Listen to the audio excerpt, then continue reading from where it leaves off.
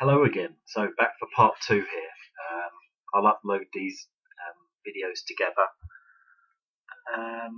Yeah, it's morning.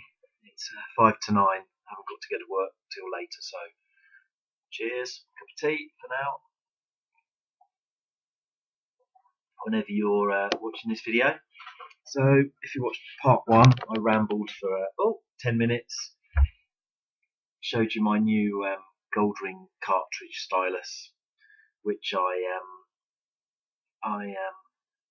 had a record which I traded into my local hi-fi buff shop and got quite a good price for it. So that was like some of the credit that I got back from it. So, and then I showed a couple of other things. Well, 4 records actually. Yeah, so let's crack on without further ado of £1 fines, all from a couple of different shops that I go to. One is a recycling shop, which is a great place to sort of find albums and stuff. So I haven't listened to that many of them yet. Very varied. So if it's not your sort of thing, well, no, I think there will be something here for everybody. Right, let's start off with this. So your 90s, a lot of vinyl was made in very short quantities or supplies. So this isn't something I particularly am that keen on, I don't think. But I'll probably give it a go. It's an album by the Manchester band M People, Bizarre Fruit. It's got the big hit, hasn't it? So it's got Search for the Hero was a big hit on here. Yeah, her voice is very, I suppose, very deep. I suppose gospel sort of nice custom label there, Purpley Manchester album. Yeah, I don't know. I'm not convinced yet, but let's give it a go. Let's give it a go. I do sometimes just pick up these albums and then I'll just move them on when I do my regular record fair. I really am rambling here today. It's 2.5 minutes, right? Now there's 3 or 4 sort of boxes of books or audio or plays. So this is Henrik Ibsen. He was Norwegian, I think. And this is called Hedda Gabler.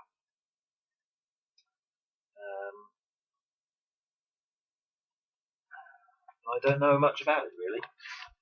Here's another one by somebody called John Webster, The Duchess of Malfi.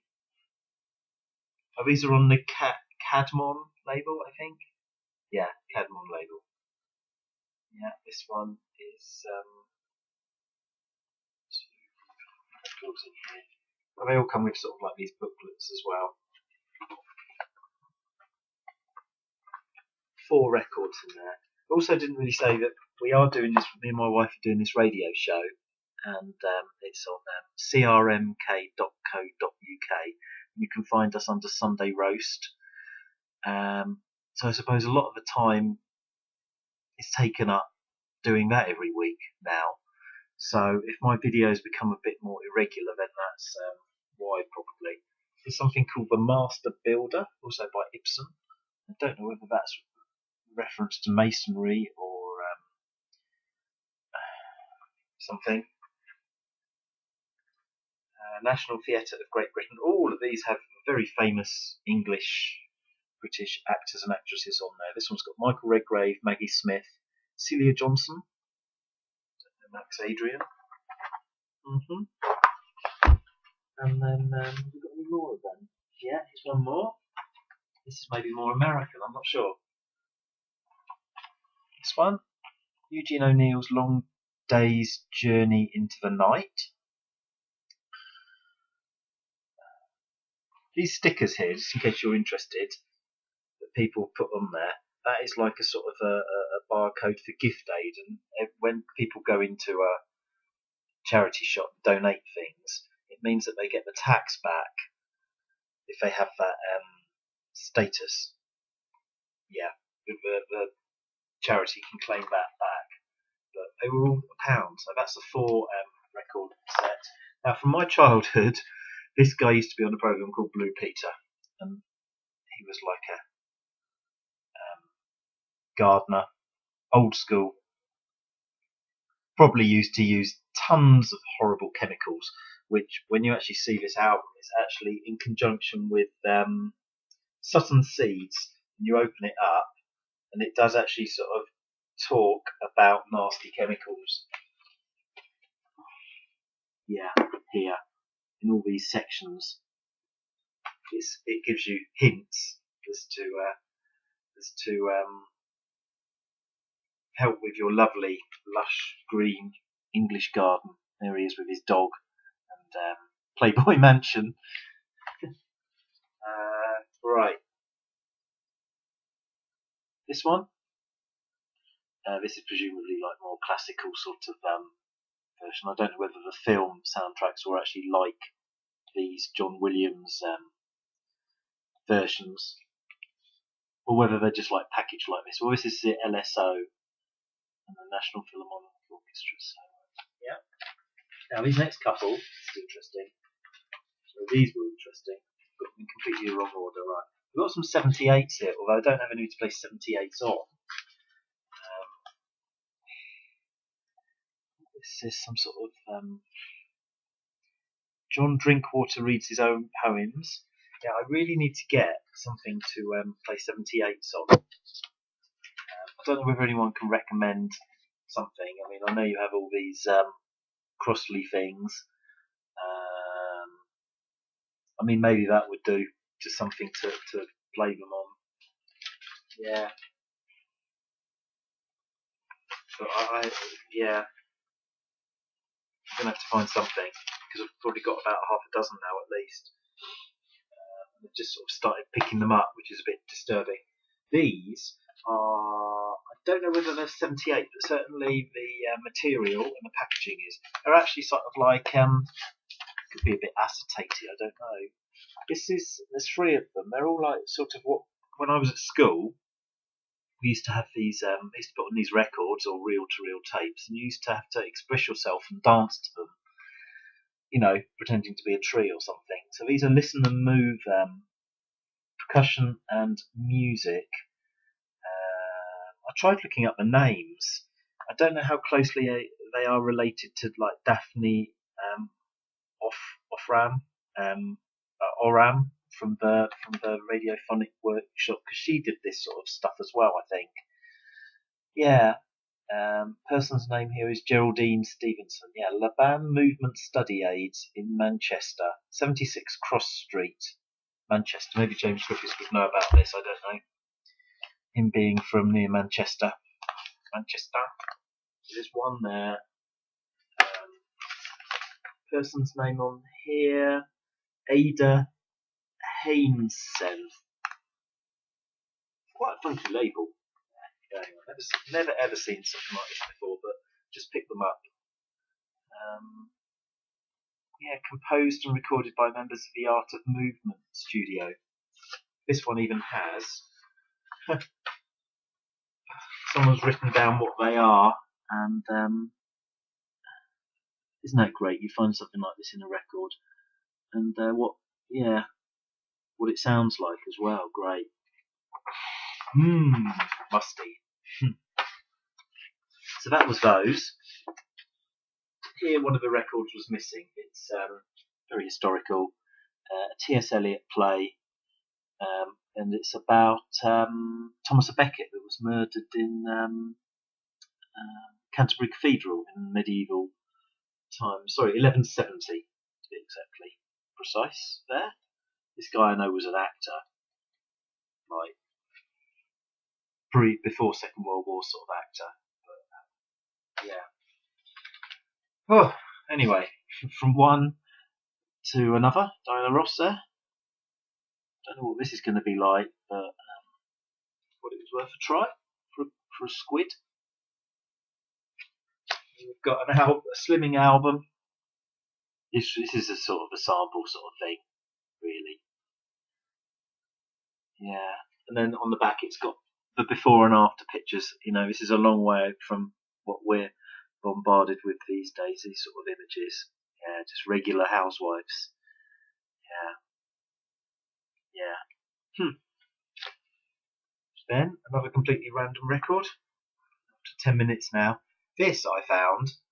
It is a service training album for Ford Transits. No leaflets or paperwork with it. Just an album. Who knows?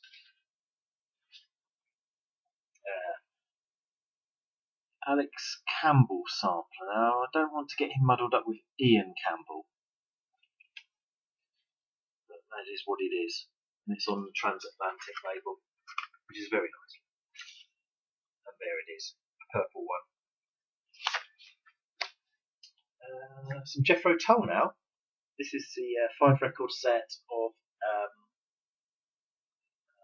the 80s compilation definitive collection, and it's got some live stuff, some rare stuff. It's got the single, which I had in my hands once, which I sold when I was working at a charity shop, of the Jethro Tull, the Aeroplane single. Is it Aeroplane? Yeah. So there's some radio archives, rare tracks, live tracks. Yeah. Didn't really have a lot of Jethro Tull until I stumbled across these. Minstrel in the Gallery. Now I wasn't quite so keen on that one, even though I'm very into the medieval thang. And then this was very much more 80s keyboard sounding, and this apparently was going to be an Ian Anderson solo album. But it was half decent. It's interesting when bands like that, they grew up on like sort of proper instruments, and they came across the 1980s, and suddenly everybody had a go at that. You know, Neil Young did his Trams, and let's see, who else was there? Well, those sort of established artists, and they ended up like doing technology hit them pretty hard, didn't it? And, ended up doing that sort of stuff. Oh, I had some more Jethro. There was some more Jethro Tull ones I had. There was the one which is very environmental, storm watching. I've got that as well. Opera Hazer, 12-inch. Inin Alu, I can't pronounce that at all.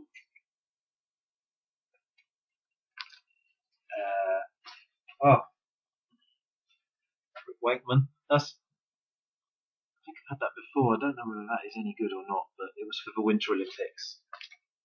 A couple of slightly scary looking Christian children's albums here. Certainly there's Super Gang. What was that about? Hi Gang, you won't believe some of the crazy things we get to in our records. But this was the scary looking one. Look at some of those pictures on there. Slightly disturbing if you were 6 years old or something like that. This one's got a bit of a booklet with it. So those Patience Herbert there, the snail. Fruits of the Spirit. Psalms. Not, unfortunately, in Hebrew, but anglicised. Really nice cover here. I think this is an original. Maybe this is. Yeah, this is definitely OT. And the great thing was I found out this on the label. Yes, I found a Grail. Yeah, so that is Psalms, done by a sort of more bog standard choir, and a guy leading the singing. Yeah. Sung under the direction of Dom Gregory Murray. Yeah. Monks from Downside Abbey, school kids from local school. This one, Sampler. maybe not so rare in America, but to see this turn up in UK is quite rare. I love this guy's name here, Wendell Lovelace. What else we got? Last few now, 15 minutes on the clock. Lulu, presumably a bit more funky. She looks nicer, more natural looking than recently. That is on an Atco label. It didn't have an inner sleeve in it, but I'm going to have to clean that up, I think. But it looked half decent condition. Worth a go. Last few, we've got Bob Dylan and the band. These are all still £1. It's funny, it's a double, but they don't go, oh, it's £2. No, this was £1. Don't have anything by Janis Joplin or Big Brother, but this turned up with the really nice Robert Crumb artwork on here. Really nice. So I don't know if I've ever heard this. And this anthology, which is a later, I think it's a later compilation. It was obviously after she passed away. Let's have a look. 1980. 1980 double there. Excuse me. On a later, this later CBS label as well. And we've got here an early compilation of Thin Lizzy on a later sort of budget European label. Telefunk and Decca, so it's German. Yeah, so it's got a couple of our hits, Rocker and Whiskey in a Jar, and then the other ones I don't know so much, but I'm presuming, maybe judging by the picture, they're a bit more folky, Irish folky. I think I've got this already. But it's just could be an upgrade, could be just moving it to someone else. And last of all, unfortunately, this Daft Punk I got, one more time, it's so warped to infinity and beyond. I'll try and play it, but look at that. Yeah, that is pretty. Yeah, it's only one-sided anyway, but sort of quite like that record. But yeah. So, thank you for watching. I hope there was something of interest for you. Please comment, thumb up, thumb down. Don't know if you can do that, but you can do if you want to. Yeah. Yeah, let's leave it at that now. Thanks for watching. I enjoy all your videos. I don't always comment on them, but I should really. So yeah, I've probably watched a lot of your videos. I haven't commented on them, so maybe I'll try and make a bit more of an effort there. Yeah, and I will catch up with you all sometime soon as we go into November and then Christmas. Cheers now. Bye.